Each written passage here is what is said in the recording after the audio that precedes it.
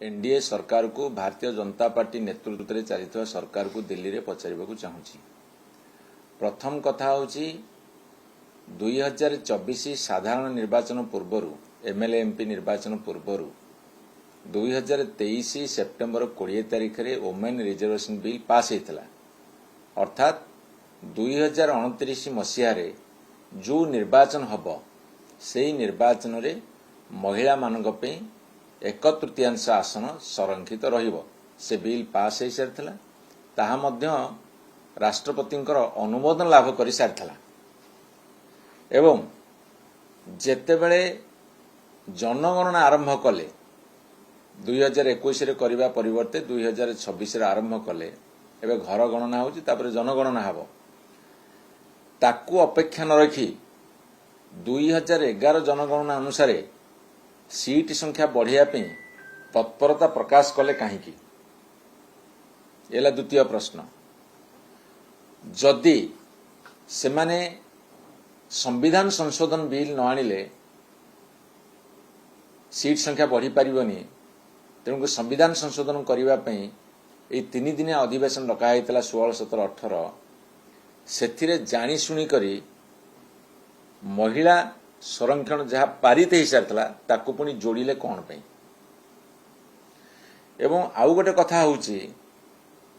bill जदि आनिले यही समय को कहीं बाछिले जेतेबेले बजेट सेशन चलिला दीर्घ 2 मास धरी सेतेबे आनी पारिथांते जेतेबेले एप्रिल 2 तारिख रे सरिला 3, 4, 5 आनी पारिथांते किंतु 16, 17, 18 को रखिले कहीं एवं यह सत्य कि जे जो निर्वाचन होउची विभिन्न राज्य रे वर्तमान 5टी राज्य रे विशेषकर वेस्ट बेंगल, तमिलनाडु, केरला एभली राज्य रे ताकू आखिया रखी एभली गोटे प्रहसन करथिले कि एवं सबुठु बड़ कथा होउची जदि बिल आनिले तारे बिल रो कॉपी को बहु पूर्वरु सांसद मानकु लोकसभा एवं राज्यसभा सांसद मानकु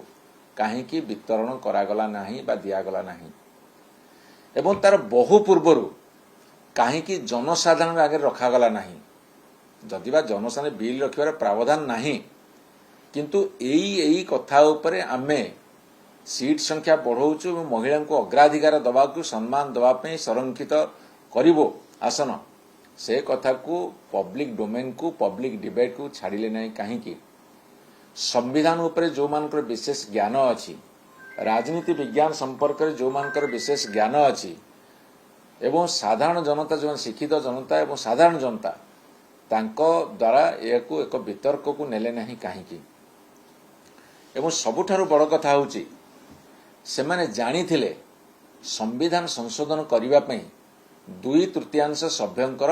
स्वीकृति दरकार किंतु सेमानक पाखरे 60 रु 70 आसन शॉर्ट पड़ुला माने संख्या नथिला ता सत्ते से बिल आनले कहीं संविधान संशोधन बिल आनले कहीं एवं बिल आनिबा पूर्वरु कहीं प्रधानमंत्री भाषण देई महिला सम्मान देवा को आम बद्ध परिकर बोली प्रचार आरंभ कले कहीं तांकर विभिन्न राज्य रे रैली बाहर कले कहीं तांकर लोक माने बुली बुली प्रचार कले जे आम महिला को सम्मान देवा पई ये व्यवस्था करने को जाऊछु ये प्रचार कर आवश्यकता कौन थिला जेतेबेले एमपी माने तार कॉपी पाई नथिले जेतेबेले संविधान विद बा शिक्षित माने कि जनसाधारण पाई नथिले सेतेबेले से प्रचार आरंभ कले कहीं एवं आपण मानु कहि रखे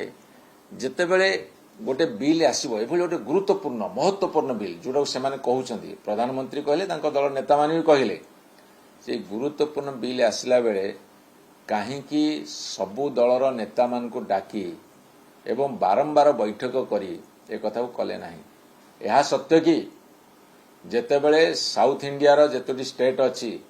आपनकर केरल हो तमिलनाडु हो कर्नाटक हो आंध्र हो तेलंगाना हो ये समस्त राज्य मिसिले मात्र 60 सीट बढ़ुला एवं आउ बाकी भारत रे एवं यह एक तारतम्य सृष्टि करी देश रे अजथारे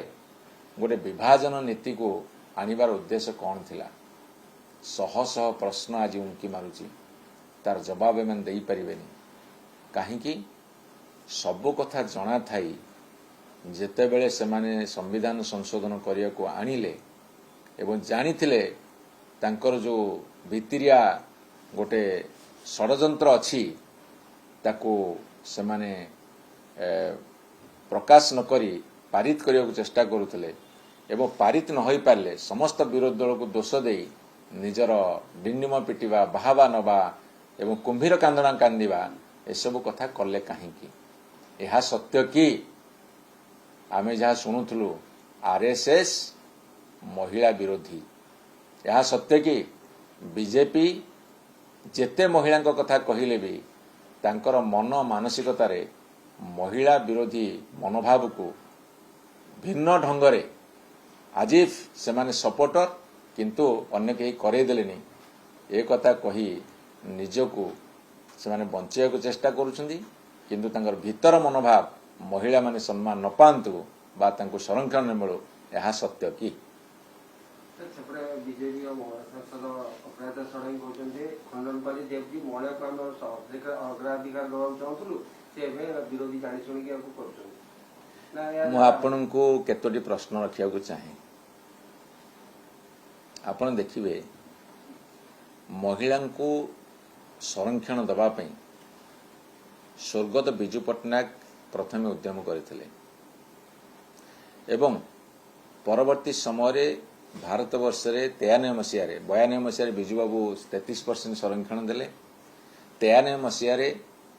72 एवं 73 कन्स्टिट्यूशन अमेंडमेंट संविधान संशोधन करा जाई ग्रामांचल एवं सहरांचल 33% स्थान संरक्षण करागला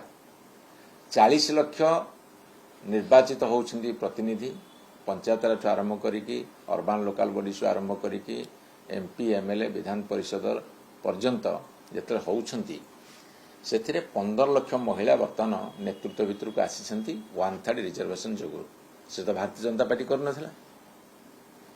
एवं 50% करथिल नवीन बाबू एवं आउ केतोटी राज्य रे से तो भारतीय जनता पार्टी करनथला इतिहास को लुचेले केमती हबो तुम पाखे सुजोग अच्छी तुम्हें 2023 सेप्टेम्बर 20 पास करिच तमर जदि 2029 धरतु आपणकर यही 545 सीटिंग नहीं निर्वाचन हम से तुम 1/3 दे पार